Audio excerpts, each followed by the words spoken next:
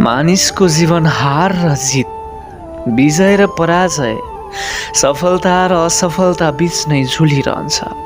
तपाईसँग पनि यस्तै भएको होला हैन?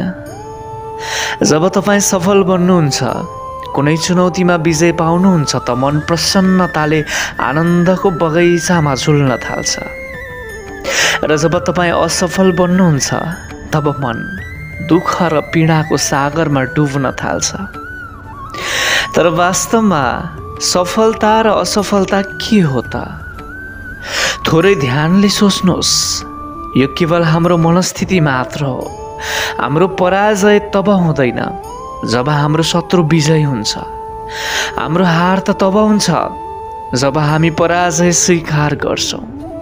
हामी असफल तब हुँदैनौँ जब हामी लक्ष्य पाउँदैनौँ।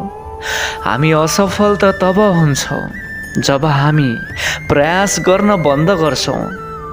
यसैले प्रयास गरिरहनुहोस् र हार नमान्नुहोस्, किनकि जुन दिन तपाईँ हार स्वीकार्न बन्द गर्नुहुन्छ, जित तपाईँको खुट्टामा हुन्छ।